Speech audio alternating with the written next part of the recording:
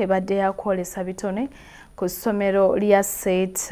High A-Level Campus nga lino lisangibwa Kigombya mu district y'e Mukono ng'abayizi bavuganya era bano bavuganyizza mu bibiina byabwe siniya esooka ey'okubiri ey'okusatu n'ey'okutaano nga zigenze okuggwa nga siniya ey'okubiri yeyeetisse obuwanguzi.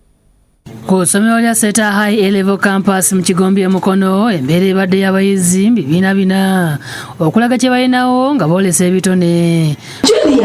Yes, ma'am. I have heard. Bavuganyiriza bibiina okubadde siniya esooka ey'okubiri ey'okusatu n'ey'okutaano. Abamu bambadde emisono gy'engoye omubadde gy'ebipapula ssaako n'ebikoola ate abalala obuseke bwa sooda. Abalala booleseza bayita mu kuzina amazina nga buli muyizi abadde aggyeyo akakodyo okuwangulira kiraasi ye.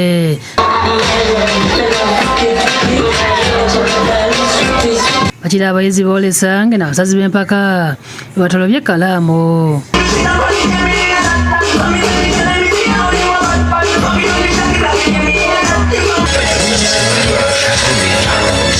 Abalala bazannya emizannyo ate abandi balabiddwako nga bayimba ennyimba okuvayo n'obuwanguzi nga n'abalala bayise mu kutontoma.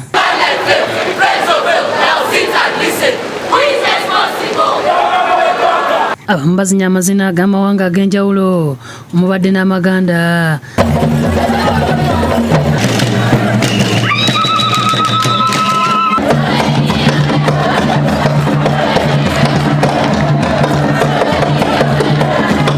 Abazadde abamu obuyimba bubakyamudde nga bakira bazinira mu butebe.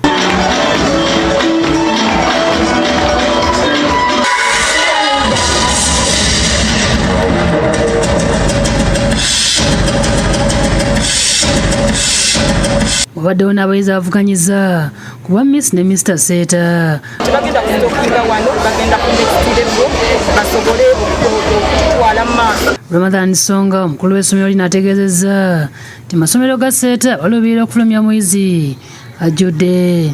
Kino tukikoze olw'okubanga twagala okubanga tufulumya omwana omujjuvu. Yeebazizza abatandisi baago ku lw'okubeera empagi mu buli ekikolebwa. Twebaza bakama baffe Dr. Jesse Muyingo ne Maama Rose Muyingo olw'okubanga basobola okutuwa ekyetaagisa. Abazadde abo basiimye enteekateeka y'okukolesa ebitone nga bangi ku bantu ennaku zino bye balyako. Mu budde buno n'omu budde bw'omu maaso kubanga okusoma kwokka kuyinza obutamumala. Empaka ziwanguddwa abasiniya ey'okubiri n'obubonero 295 ate Audrey Nakazi nawangula obwa Miss Seeta ate Maximilian Agaba nawangula obwa Mr.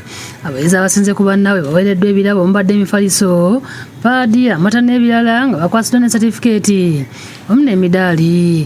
Abasiniya ey'okubiri abawangudde baweereddwa ekikopo n'ente nga abazzeeko baweereddwa embuzi n'ekikopo.